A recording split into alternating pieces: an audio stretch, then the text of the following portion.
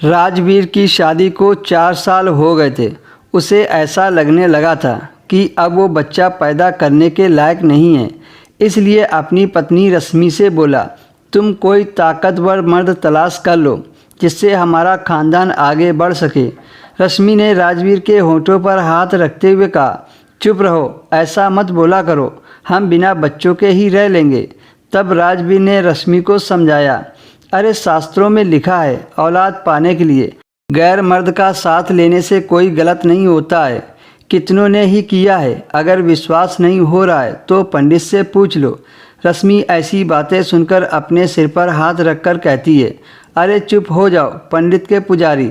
रश्मि का एक छोटा सा ढाबा था जिस पर वो दोनों काम करते थे। आज 5वां दिन था। उसके ढाबे में एक भी ग्राहक नहीं आया था। इसकी वजह यह थी, नदी में बाढ़ आ जाने से ट्रक रोड पर खड़े थे और गाड़ियों का आना जाना 4 दिन से बंद था। तभी अंधेरों को चीरती हुई टार्च की रोशनी उसके ढाबे पर पड़ी।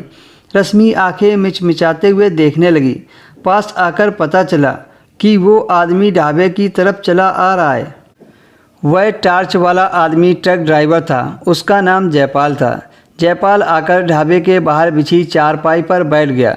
बरसात अभी रुकी हुई थी और थोड़ी बाहर कुछ उमस टाइप की थी। जयपाल ने बेझिझक अपनी शर्ट उतारकर चारपाई पर रख दी।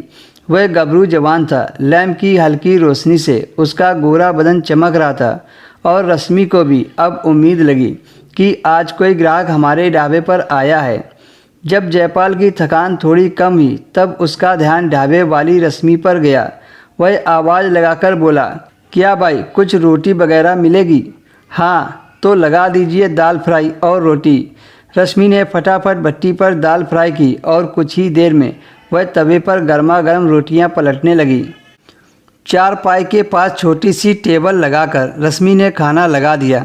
खाना खाते समय जयपाल कह रहा था कि 2 दिनों से भूख से बेहाल हो गया हूँ। न जाने रश्मि के हाथों का स्वाद था या 2 दिनों की भूख से उसे ढाबे का खाना बहुत अच्छा लगा। वह 10 रोटी खा गया और पानी पीकर उसने अंगड़ाई ली और वहीं चारपाई पर फैल गया। जब बर्तन उठाने आई रश्मि को उसने 200 रुपये का नोट दिया। बोला, पूरा पैसा रख लो। रश्मि 200 रुपये देखकर बहुत खुश हो गई। उसने बर्तन उठाकर धोने वाली जगह पर रख दिए।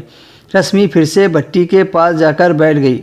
जयपाल लेटते ही गुनगुनाने लगा और कुछ देर बाद रश्मि से बोला, आज यहाँ रुकने की इच्छा है। आधी रात को ट्रक के पास जाकर क्या करूँगा? क्लीनर ही गाड़ी की रखवाली कर लेगा। क्यों भाई, तुम्हें कोई ऐतराज़ नहीं है? रश्मि को भला क्या ऐतराज़ होता? उसने कहा, नहीं, मुझे कोई ऐतराज़ नहीं है। आप चाहें तो यहीं लेट सकते हैं। इतना सुनते ही जयपाल वहीं सो गया। रश्मि के दोनों बच्चे पीछे के कमरे में सो रहे थे और उसका पति पिछले 3 दिनों से घर पर नहीं आया था। तभी अचानक से बाहर बारिश होने लगी। जयपाल अपनी चारपाई लिए भट्टी के पास आ गया और बोला, भाई, बारिश तेज हो रही है, क्या मैं यहाँ पर लेट जाऊँ? रश्मि ने हाँ में सिर हिला दिया। करीब 1 घंटा इंतजार करने पर उसे कोई दूसरा ग्राहक की उम्मीद नहीं दिखी। तभी जयपाल ने रश्मि को अपनी चारपाई पर खींच लिया और उससे प्यार करने लगा। जब रश्मि ने ऐतराज़ किया तो जयपाल ने उसको